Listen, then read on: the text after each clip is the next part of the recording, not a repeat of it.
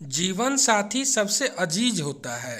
College में happy married life पर एक कार्यक्रम हो रहा था जिसमें कुछ शादीशुदा जोड़े हिस्सा ले रहे थे। जिस समय प्रोफेसर मंच पर आए, उन्होंने नोट किया कि सभी पति पत्नी शादी पर जोक कर हंस रहे थे। ये देखकर प्रोफेसर ने कहा कि चलो पहले एक गेम खेलते हैं, उसके बाद अपने विषय पर बातें करेंगे। सभी खुश हो गए और कहा, कौन सा गेम? प्रोफेसर ने एक मैरिड लड़की को खड़ा किया और कहा कि तुम ब्लैक बोर्ड पे ऐसे 25-30 लोगों के नाम लिखो जो तुम्हें सबसे अधिक प्यारे हों। लड़की ने पहले तो अपने परिवार के लोगों के नाम लिखे, फिर अपने सगे संबंधी, दोस्तों, पड़ोसी और सहकर्मियों के नाम लिख दिए। अब प्रोफेसर ने उसमें से कोई भी कम पसंद वाले 5 नाम मिटाने को कहा। लड़की ने अपने सहकर्मियों के नाम मिटा दिए। प्रोफेसर ने और 5 नाम मिटाने को कहा। लड़की ने थोड़ा सोचकर अपने पड़ोसियों के नाम मिटा दिए।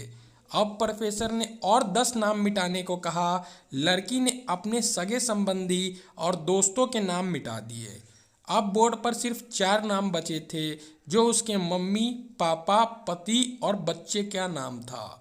अब प्रोफेसर ने कहा, इसमें से और 2 नाम मिटा दो। लड़की असमंजस में पड़ गई। बहुत सोचने के बाद, बहुत दुखी होते हुए उसने अपने मम्मी पापा का नाम मिटा दिया।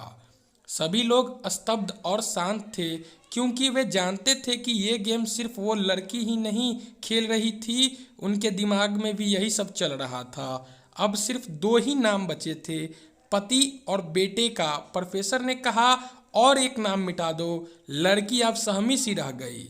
बहुत सोचने के बाद रोते हुए अपने बेटे का नाम काट दिया। प्रोफेसर ने उस लड़की से कहा, तुम अपनी जगह पर जाकर बैठ जाओ, और सभी की तरफ गौर से देखा और पूछा, क्या कोई बता सकता है कि ऐसा क्यों हुआ कि सिर्फ पति का नाम ही बोर्ड पर रह गया? कोई जवाब नहीं दे पाया। सभी मुंह लटकाकर बैठे थे। प्रोफेसर ने फिर उस लड़की को खड़ा किया और कहा, ऐसा क्यों? जिसने तुम्हें जन्म दिया और पाल पोस कर इतना बड़ा किया, उनका नाम तुमने मिटा दिया। और तो और, तुमने अपनी कोख से जिस बच्चे को जन्म दिया, उसका भी नाम तुमने मिटा दिया। लड़की ने जवाब दिया कि अब मम्मी पापा बूढ़े हो चुके हैं। कुछ साल के बाद वो मुझे और इस दुनिया को छोड़ के चले जाएंगे। मेरा बेटा जब बड़ा हो जाएगा तो जरूरी नहीं कि वो शादी के बाद मेरे साथ ही रहे, लेकिन मेरे पति जब तक मेरी जान में जान है तब तक मेरा आधा शरीर बन के मेरे साथ निभाएंगे। इसलिए मेरे लिए सबसे अजीज मेरे पति हैं।